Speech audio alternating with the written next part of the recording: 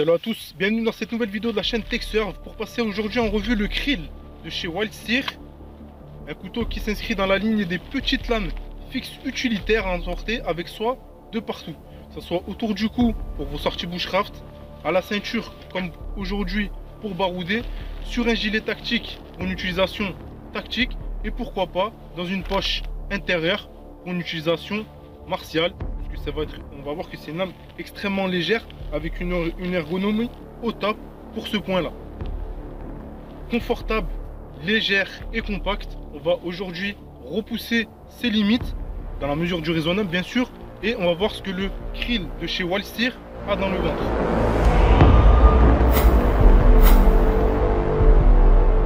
Brièvement, pour les caractéristiques techniques, on est sur un couteau fixe de 11,5 cm pour 4 mm d'épaisseur avec une lame de 5 cm construite dans une seule pièce d'acier Sandvik 14C28N.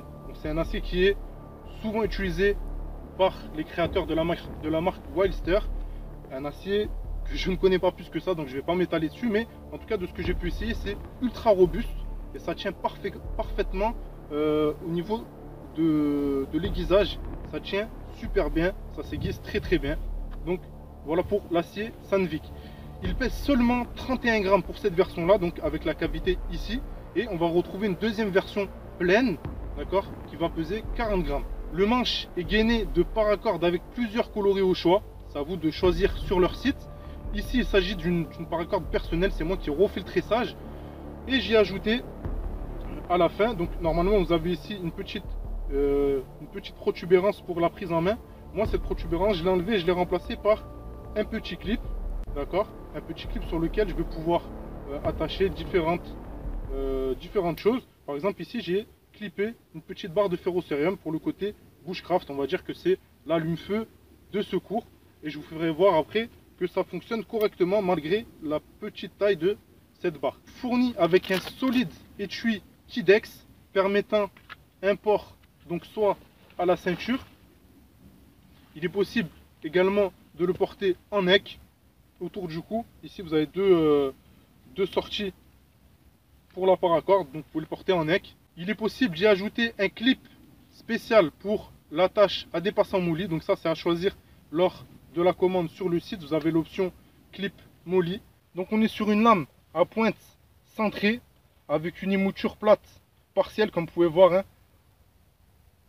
Au niveau des prises en main, avec ce modèle, j'en ai dénombré 4. Alors vous avez la prise en main classique, comme ceci, avec les deux doigts là et le reste de la main sur la paracorde.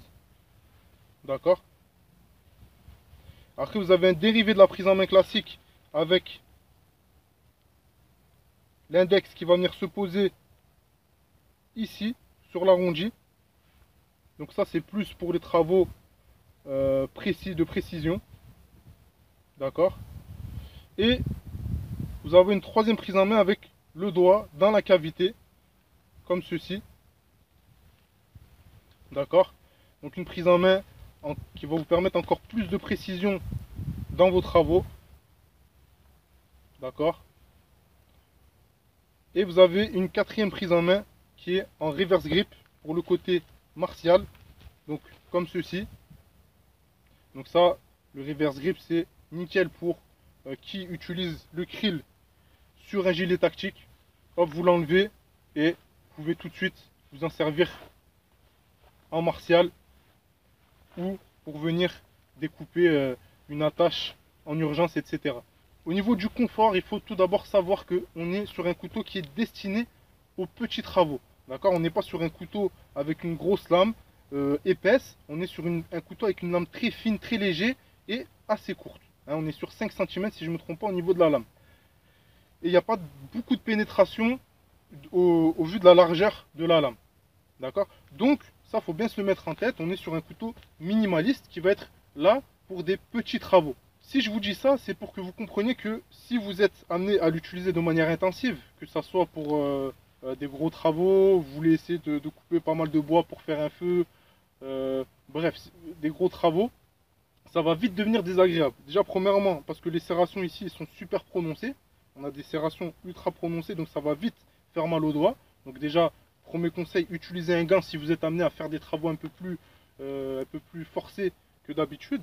Et deuxièmement, pour cette version-là, au niveau de la cavité ici, lorsque vous allez placer votre doigt à l'intérieur, pareil, ça va vite devenir désagréable et gênant au niveau de la base du doigt ici.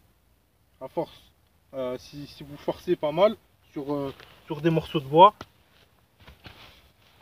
ça va vite devenir désagréable. D'accord? Donc ça, faut bien le prendre en compte. Au niveau du confort, si on commence à partir sur des gros travaux, surtout si on n'a pas de gain, ça va vite devenir désagréable. Et vraiment le krill n'est pas du tout fait pour ça. On va pas très bien voir, je pense que ça va pas faire la pointe, mais voilà, ça devient vite rouge, ça laisse vite des traces. Mais bon, c'est pas fait pour ça. Le krill est vraiment une lame minimaliste, que ce soit pour le côté tactique. Voilà, on a une corde, on a un lien à défaire ultra rapidement, il est sur gilet tactique, on le coupe. On est en sortie bushcraft, on veut faire des petits copeaux de bois rapidement pour allumer un feu. On est pris dans les ronces, on n'a rien d'autre sous la main, hop, on sort le couteau, on les coupe rapidement. Que sais-je encore, c'est vraiment pour des petits travaux. Et la légèreté de ce couteau en fait un compagnon nickel dans ces situations-là.